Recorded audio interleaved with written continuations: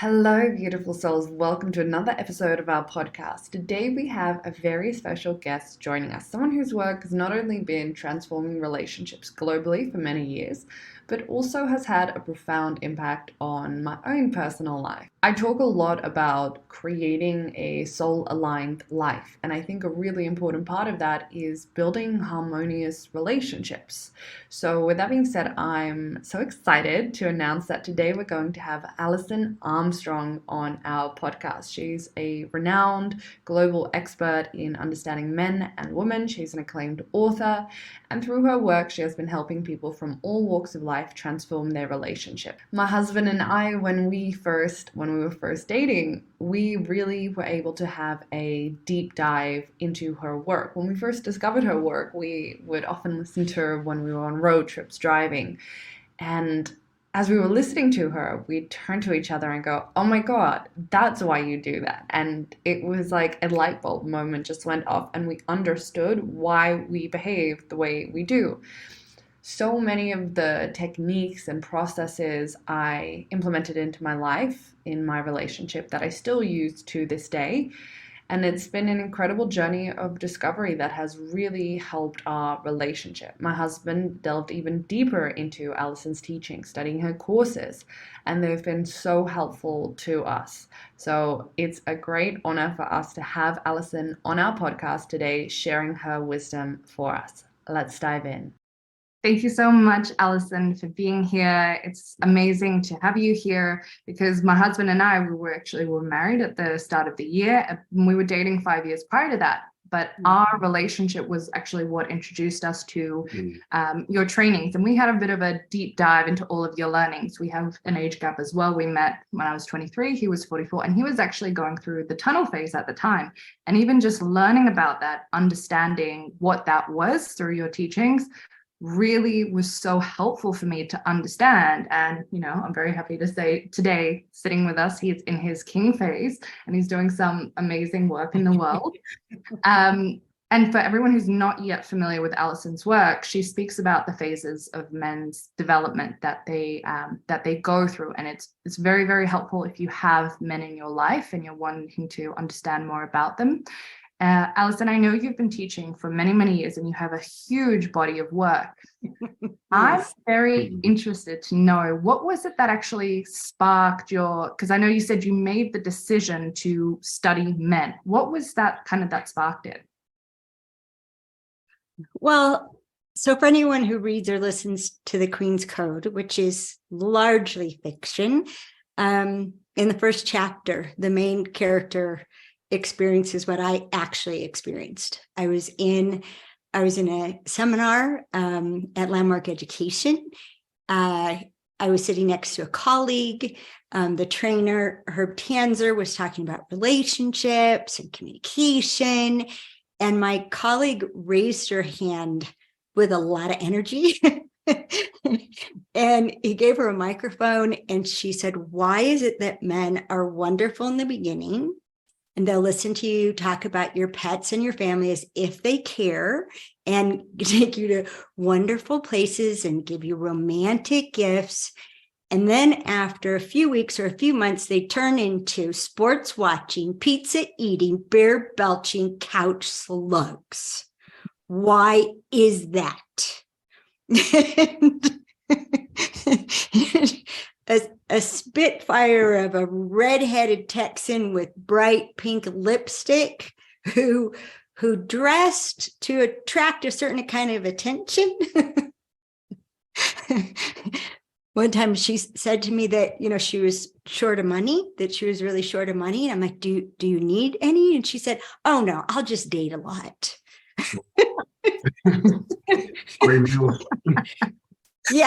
Yeah. So when Herb approached her and deliberately checked her out from bottom to top and down again, because of all the energy she was putting out. And then he said, "Oh, I see. You, my dear, are a frog farmer." Mm. And, the whole audience, for about 200 people there, like her first, opening salvo, everybody's on the edge of their seats. The men cross their legs after her couch like comment. And he just looked at her and he made her ask, and she's tapping her foot. And she finally said, okay, what's a frog farmer? And he said, some women turn frogs into princes. You, my dear, turn princes into frogs. And like part of the audience gasped. He turned around and walked away. She stuck her tongue out at his back, handed off the microphone, sat down. I'm sitting next to her going, I'm a frog farmer.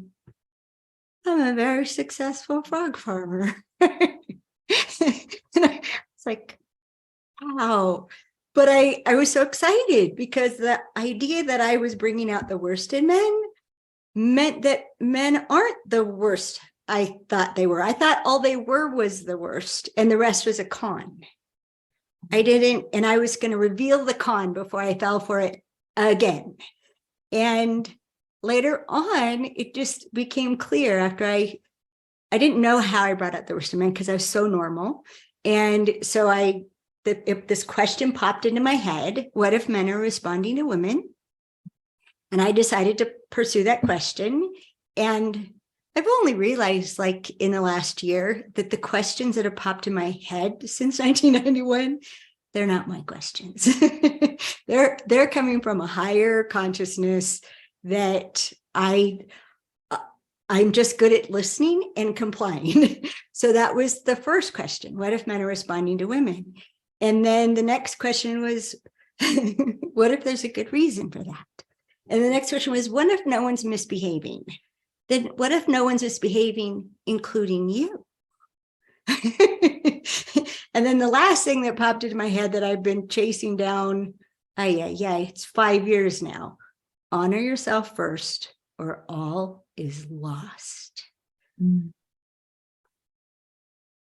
So I've been unpacking that and unpacking it in our course called Lux, one of our introductory courses. That's the new foundation of all of my work.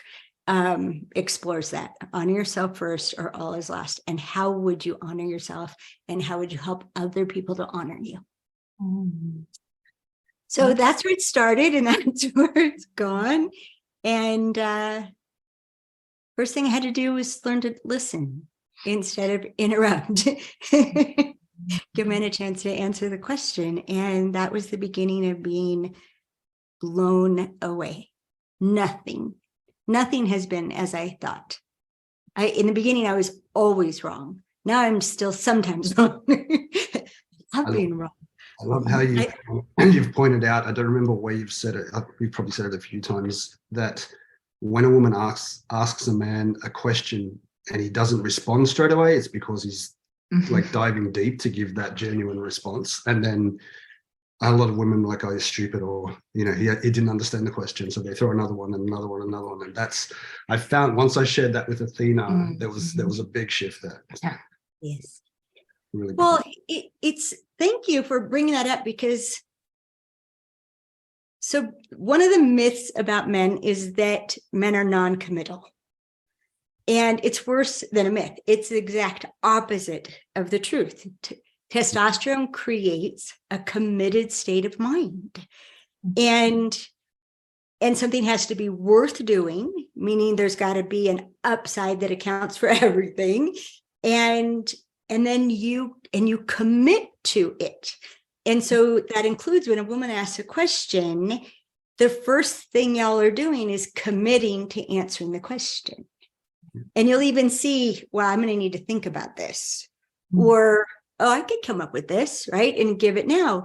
But women assume that you're like women, that you just answer off the top of your head, because we're non-committal. This is why we keep revising it and changing our minds, because our brain isn't built that way. And we can focus and we can commit, and it takes a ton of energy, specifically testosterone, and it can wear us out. We're more meant to be connective, to have this diffuse awareness that's paying attention to everything going on, while the hunter, the the hunter can track a moving object so much better than a woman. And the faster it's going, the bigger the difference. And this causes all kinds of problems. And I used to ask my husband, the only task he had for the family party was to clean off the bar. And he'd clean off the bar, and I'd go look at it, and all his books and magazines were gone. And I'd say, what about the dust? He said, what dust? And I was like, okay, so dust doesn't move. That's why he doesn't see it. The socks don't move. The dust doesn't move. It's irrelevant to what he's focused on. So all these things, I just started pulling the strings, and you guys commit to the question, and then you like bring up the first bucket from the well if we're waiting. And then if we keep waiting, you'll go and check, is there more about that, more about that, more about that? And then you'll say, that's all about that. And most women have never heard men say that. That's all I got to say about that. They've never heard it, because when you don't answer immediately, they figure you didn't understand the question, so they rephrase the question. And then when you not realizing that the difference between where should we go on vacation and where do you want to go on vacation, those are two completely different questions. So I'll say, where do you want to go on vacation? Oh, right. Oh, right. What a great question. Oh, I should think about that. What? Huh? Okay, where should we go on vacation? Oh, I wanted to think about the other question. Okay, let me go.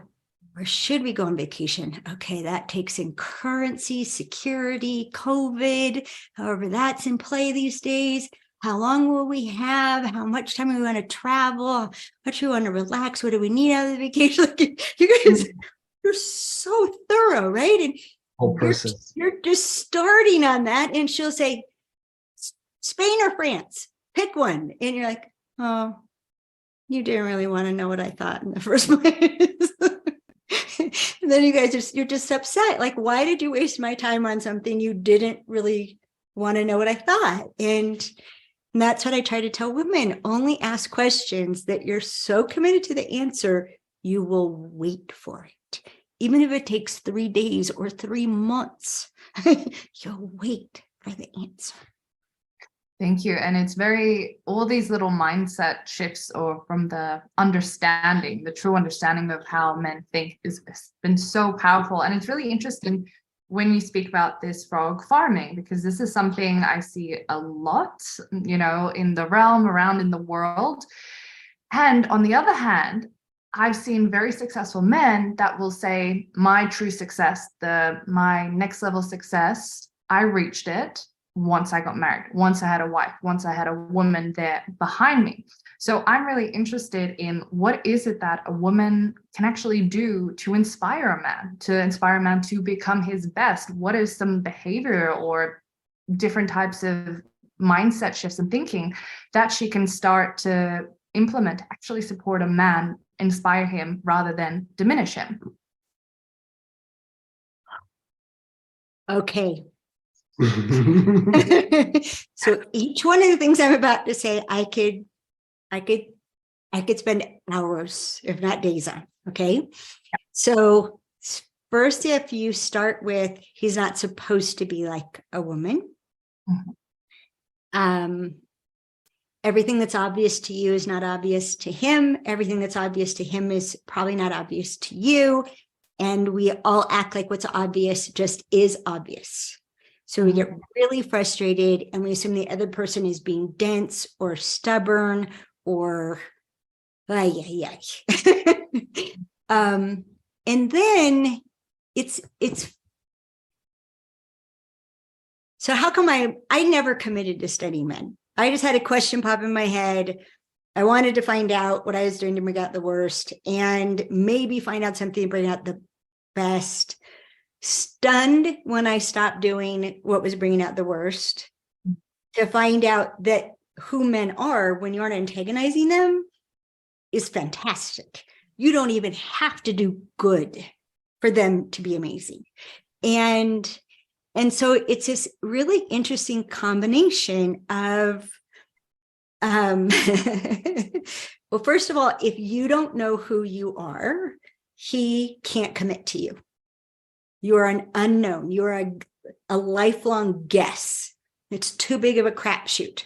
So you got to get clear about who you are and what you require. If you're going to be important in my life, this is what I've got to have. I'm not willing to live without it. Because living without it brings out the worst in me, and I'm not willing to be the worst I am. Then the second thing is, if you don't believe in him, just stop. Just stop. If you've got a whole change program, rehabilitation program, you think he's got a lot of potential, but you don't really like him the way he is, you want to up the ambition factor or whatever it is, no, just stop.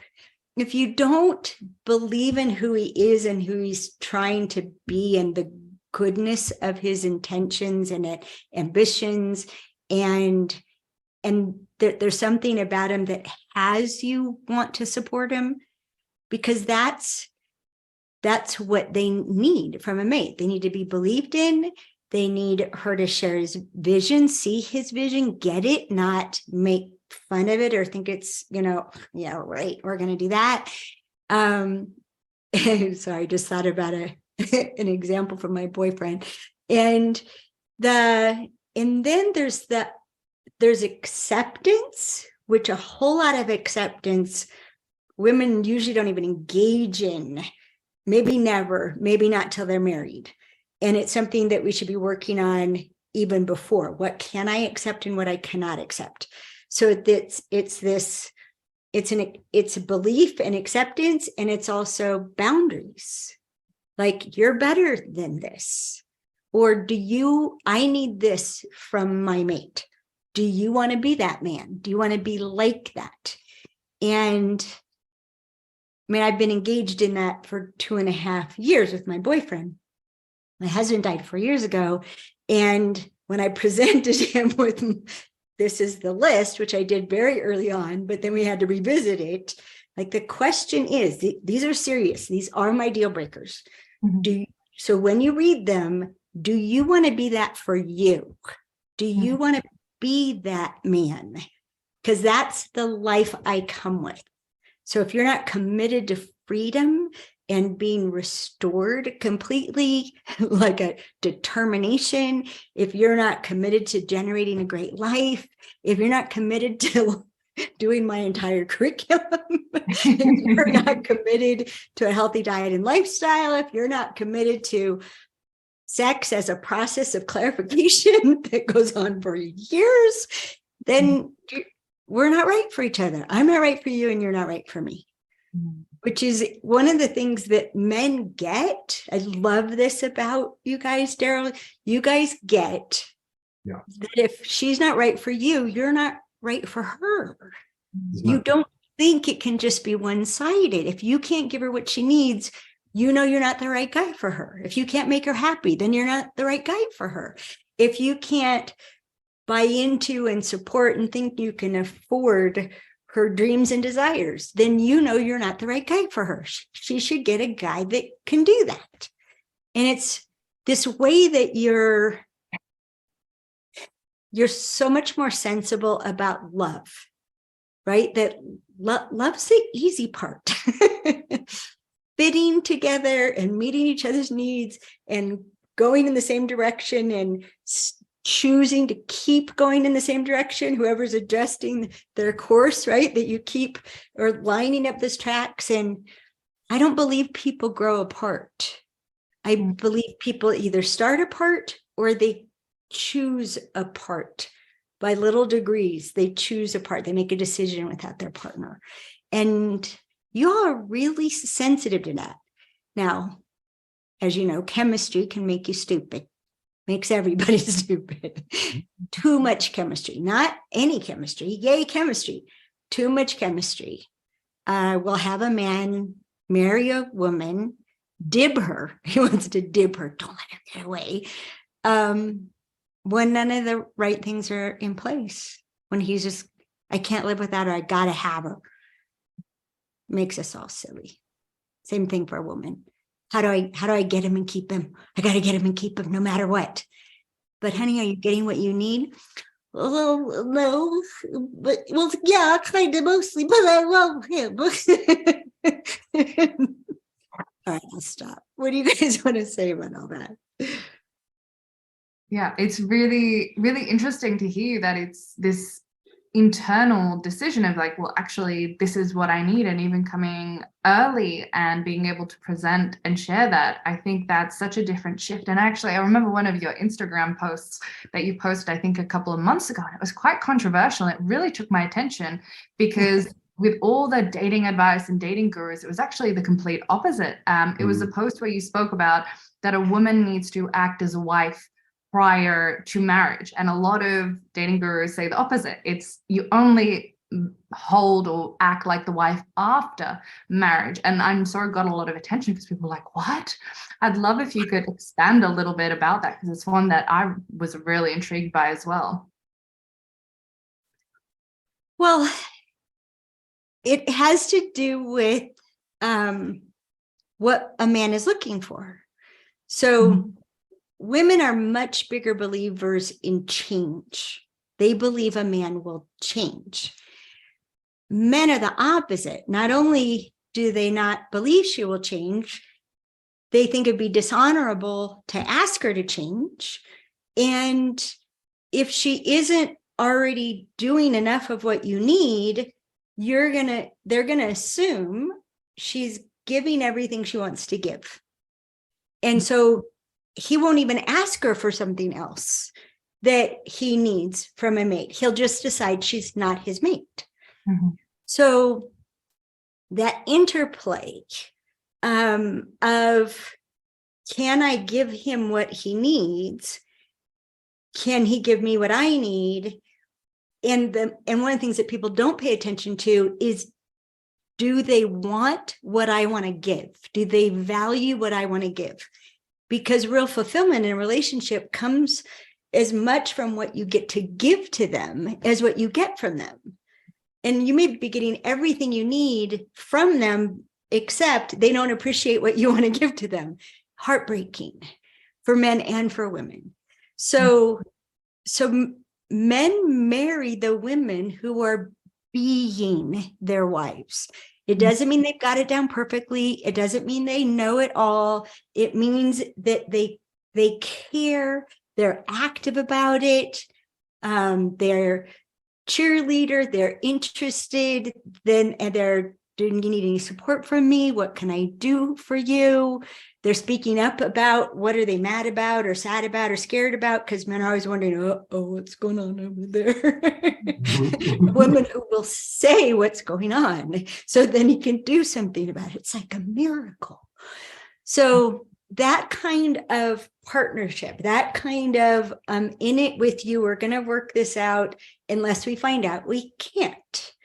And that's what Dan and I committed to 2.5 years ago, an exclusive exploration of who we can be for each other. And we fell in love hard and fast. I mean, it was when we met, it was a reunion, right? one of each other's soulmates, and just this, oh, it's you. Oh, yay. And we made a pact. No U-Hauls or remodeling for a year.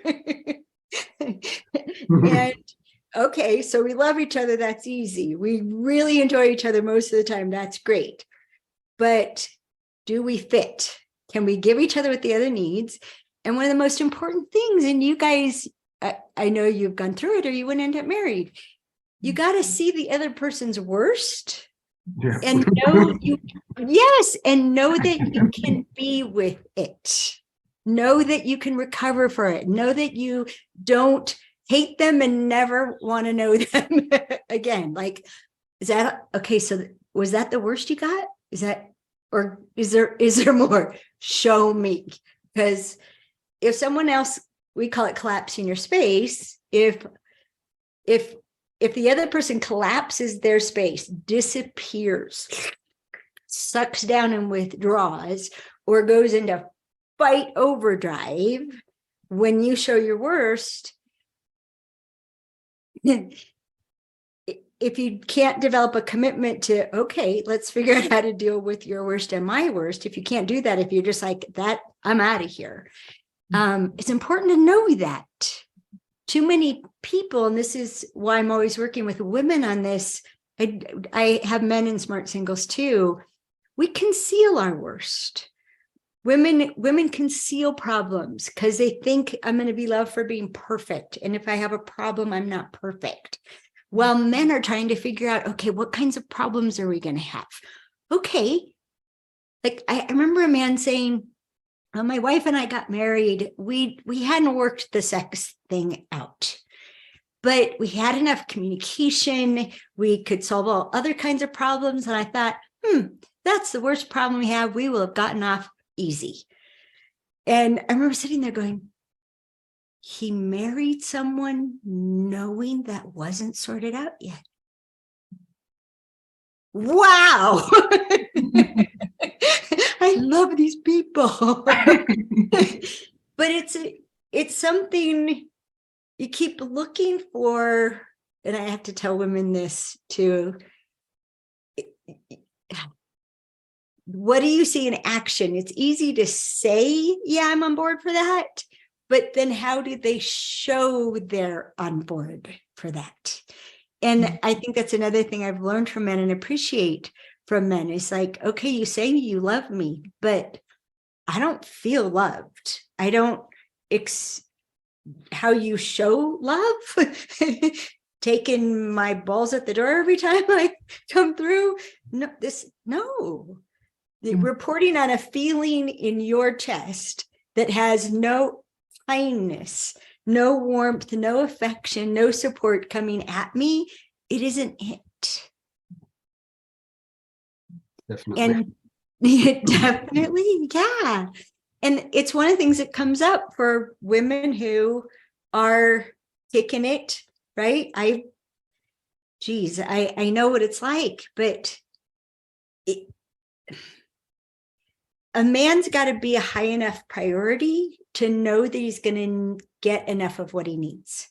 And he will attack, you could probably speak to this, Daryl, even when you don't mean to, men will attack what they see is in line in front of them to get what they need from their partner, because they want to get it from their partner, like her attention, her support, her affection. That means more than anybody else's. So, and there's this, her volunteering is in front of me. I don't get enough time to get enough attention. Her business is always the priority. So I don't get attention when I need it most. So it's something that we've got to work out. If you're going to have a partner, what I recommend, if you want it to really work, your partnership needs to be your first priority. And then in that, on the same teamness, then you figure out how to get enough, which is a really important word to employ, enough. We're never going to have the ideal amount, but what's enough? And you can tell you have enough because you're not upset, you're not off balance, you're not unwell, you're good. I have enough. Is it ideal? No, and it doesn't need to be. It's enough. And so that's one of the things that couples have to talk about. What's enough time together? What's enough sex? What's enough support? And what is the form of that support? So powerful. And you touching on how in the life of a woman, even a successful businesswoman, being able to prioritize relationship, because with my audience, I know that is something that some of you who are listening right now may be going through as well. And Alison, it's really interesting because I know you are a successful businesswoman, and you do talk about for a woman to be in a feminine, she needs to be well rested, not exhausted. And so I know that some of the women who are listening today have this incredibly successful business, are doing amazing, but their relationships, their love life isn't the way that it should be. And part of it is because there is a big prioritization of the business. But for these women, is there any advice that you could give them, especially as a successful business owner yourself?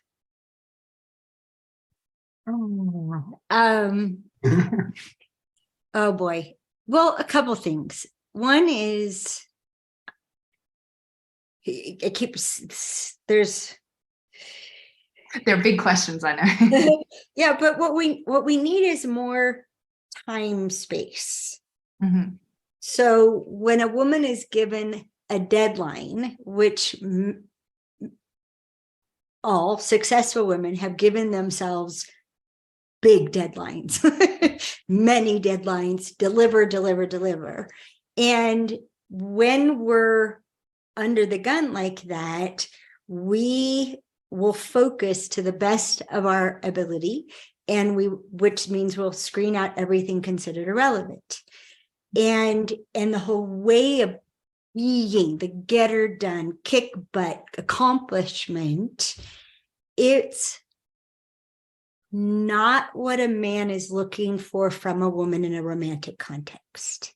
He can admire it. He can love working with it because she's to the point and we're going to succeed together.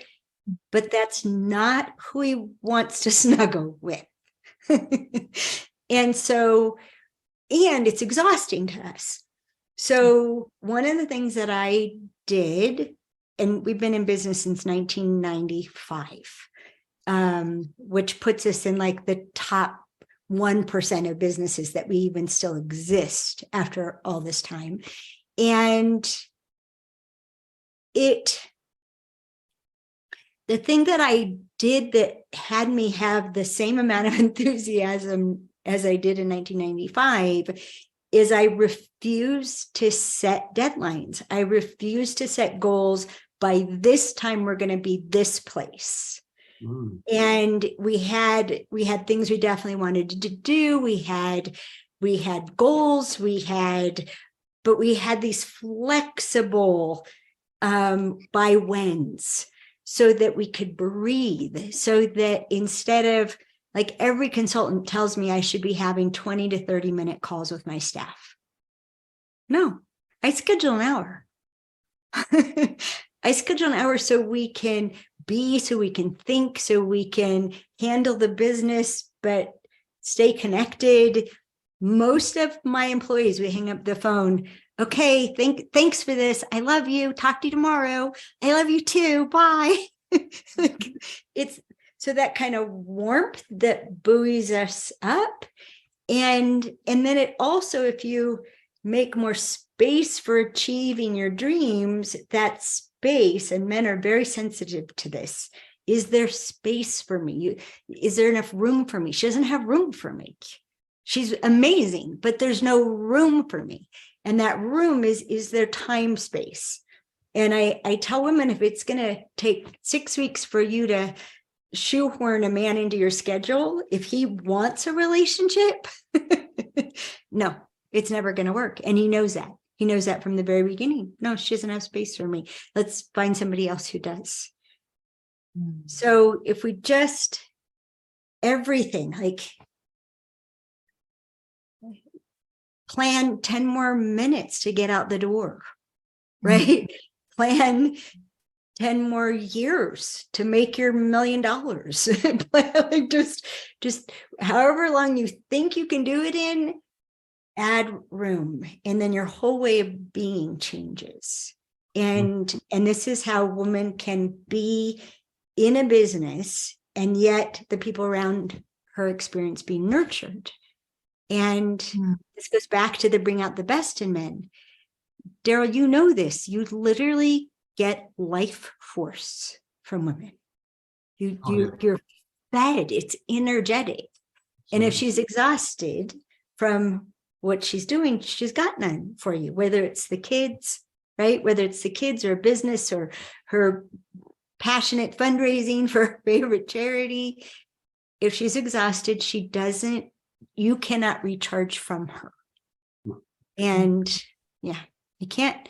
So if as women, we give ourselves the sleep that we need, we ask for support to get the sleep we need, and then use it, and to have the time alone, to have, it's so cute. I mean, I don't live with my boyfriend.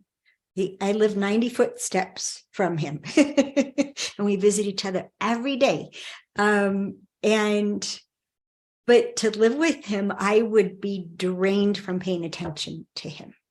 So I get what I need, puttering around my little house so that I'm overflowing. Do you know, men can tell when a woman is a half empty or worse swimming pool. They can tell by how much light is coming out of her face. Yeah. Or not. And when it is, it's like, ooh, an overflowing swimming pool. Let me get downhill from that. Thank you. I intuitively pick up, well, whether it's intuition or just the knowing you so well. When Athena has been, having deadlines, etc., and she's exhausted, I'll know to not ask for attention if I need it, or letting her sleep in, knowing that she's got to recharge, etc. So that's that's something that's really hit home for us. Is that women definitely need that space and then the recharge. Otherwise, it just creates tension. And it's so interesting. Oh, sorry, I interrupted you. No, go ahead. I can say it after. I was just saying it's so interesting to hear you say that, because I feel like I have very intentionally been focused on setting up a business, not as a man would run it, but what I need as a woman. So I've got more cycle syncing, I've got sleeping in, I've got a lot of support. And yet, just today I was walking around going, oh, I've got to launch this course by this date. It's really stressing me out because I want to prioritize time with family, but how am I going to do that? And just hearing you say it, it's like breath of fresh air. I'm like, oh my God, no deadline. Like, it's just a powerful mindset shift. Really. Wow. Thank you for sharing that. You're welcome. You just push it back. Like, no, we don't have to. No, this is not a deadline. No one's going to die. So, and we're mission driven, and we know that our mission, which ultimately comes down to heaven on earth, not accomplishable in our lifetime. But the company that drive the vision will take everything from us that it can. It's so compelling. And so we actually, like, I've had employees get in trouble for making PAX is the name of our business. It starts for partnership, adoration, and ecstasy. If they make PAX their first priority, we're going to have a conversation, because it doesn't work. And we have so many lifers, people who never plan on working anywhere else, because we keep paying attention to well-being. We keep paying attention to self-expression. We keep paying attention to, we expect people to have their well-being and their families be their first priority. So no one gets in trouble by saying, I'm going to be out of the office. I got to take my kid to the doctor. Okay, take your kid to the doctor. Can you answer this one question first? So it's, So what I was going to say that's related to that, Athena, and it's the other side of what Darryl was talking about, his perception of your energy level, your state of mind, your emotional set. Men are so much more perceptive than women give them credit for. And that life force that men receive from us, the biggest surge of that life force is when a woman is happy. She's having that burst in her chest where she's receiving life force from the energy, and then it's coming out of every pore and the twinkle in her eye and the smile and the skip in her step. That is a surge for men. And the other side of that is, you may be dating somebody and on paper you're perfect for each other, but he's trying to make you happy and he can't. And so he's never going to get the big surge. And when we're exhausted, nothing can make us happy. We're not available to be happy. And so, like, we call it fine. There's a certain level of taking care of oneself where you're fine. And then almost anything makes you happy. Even just remembering things that made you happy will make you happy, or planning something to make you happy will make you happy. But it's one of the things that I've worked with men on a lot is they just thought they couldn't make her happy, that they weren't good enough to make her happy. They didn't know she had to do her part first, that she had to get to the starting line of enough sleep, enough alone time, enough contact with the people who fill her tank. She's got to do that. And one of the ways that men always said it was, she's got to have something that fills her up besides me. Because we try to fill ourselves up from our men.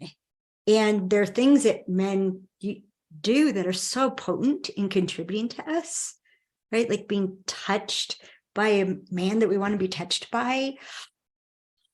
That's high octane, right? My husband, if he took a nap next to me,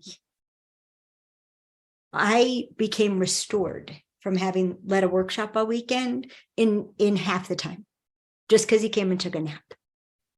There's so many of these that, seem intangible, but they end up being tangible, like ways we contribute to each other and ways we suck the life out of each other. Yeah, that's so beautiful. Thank you for sharing that. It's really interesting how all that lands. And I feel like a lot of women listening, and a lot of what women experience is even giving themselves that permission. It's okay for me to rest. It's okay for me not to have the deadline, and being able to give themselves that permission. Alison, I'm really interested because I know you've got so many different courses, like the foundational understanding men, understanding women.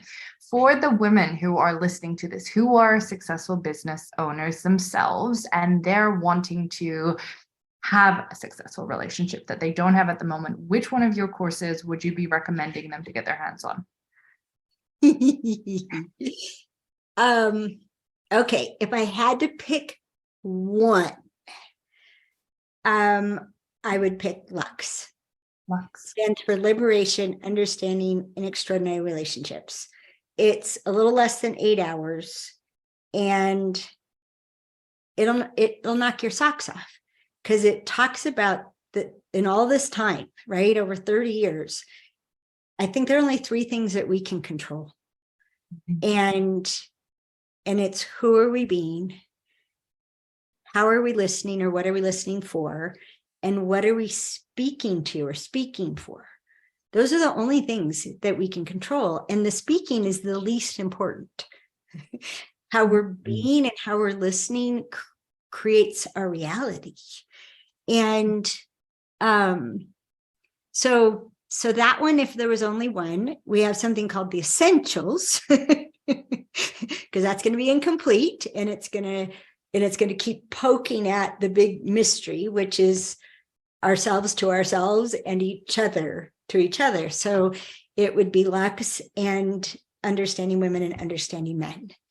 And for most people, I would have Understanding Men be third, because it's it's the most disturbing, it's the most cage rattling, and Understanding Women contrasts that, we call it hunter and gatherer, that committed state of mind versus open state of mind, and how women can be either, and we can be shifted involuntarily into like committed state of mind. We'll be this happy, cheerful, gracious, wonderful, funny, fun, whoever we are naturally. And then a man, it matters that it's a man, we got to leave in 5 minutes. Will I get the fuck out of my way? And this happens all the time. We get switched. And so Understanding Women is about, okay, which mode are you in? Because what works in this mode doesn't work in this mode. And men want to have things that work all the time. But if you can read, what are the signs? Who am I dealing with? A man in a skirt or my lovely wife? Okay, Alison said, notice how she's walking. Well, she's not walking, she's sitting. Okay, well, when I walked into the room, what did she do? She didn't even look up. Okay, she's focused. She looked up like she was bothered, or why you bother me? She's focused. She looked up and said, hi, honey. How you doing? She's open. She's available. All these different signs. Which person am I dealing with? The committed state of mind, the open state of mind, the screening out what's irrelevant, which may include me, and connected to everything, which means she could get overwhelmed. Yeah. Is she already overwhelmed? Does she need to empty? So we teach all the skills in the perception and the skills and contrast it with men. So in understanding women, you learn a whole lot about men at the same time. And we created that program because after having understanding men, where we're making a very strong argument for stop doing what brings out the worst in men, we found out years later that our students, which were all women, their men that they had at home were bringing out the worst in them. And they didn't even know they were bringing out the worst in women. They thought this is who women are. No. We have opposing instincts. And what men do and what women do in hunting mode to feel secure. When a woman who's in an open state of mind, or a man who's in an open or a play state of mind wanting to connect, we will interrupt their focus in order to try to connect. And we just interrupted what has them feel secure. So we try to feel safe by doing something that has the other person thrown off balance. And even we just interrupted the peace of single focus. That's one of the things that men say about women, about being focused, that women don't know. It's a peaceful state of mind. To have something that you believe in, you can win at, you're committed to, even if it's an icky job, you're going to get it done. That's a peaceful state of mind. It's rewarding. Yes. So it's so we have opposing instincts. If we don't become aware of them and learn some of the things we could choose in that moment, we're doomed. We're literally doomed. We naturally bring out the worst in each other.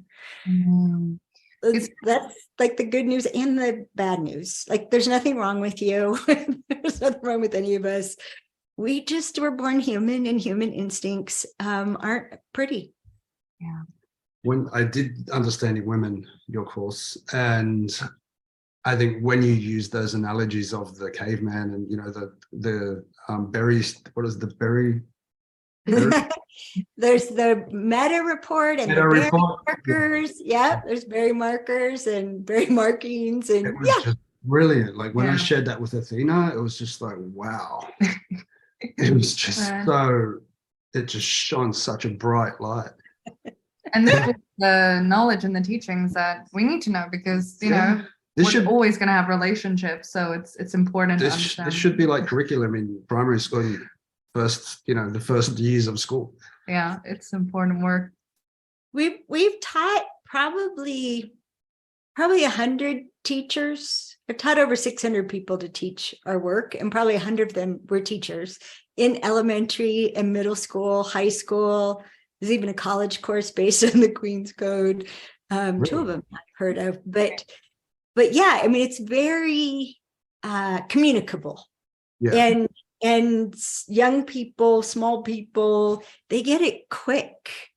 And that was the other thing that came up, Athena, when we were talking in the very beginning about successful women having a successful relationship.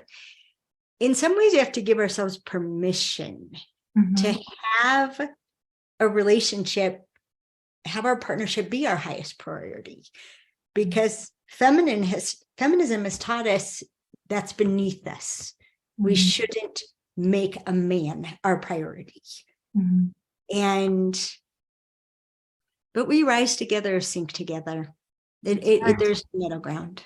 That's right. That's for That's sure. right. I was reading one of your, we'll just finish up on this. I was reading one of your articles today, which really moved me, which was talking about how the way to end all wars, it's through this understanding, the unification. And I think that's just, it's so powerful and potent.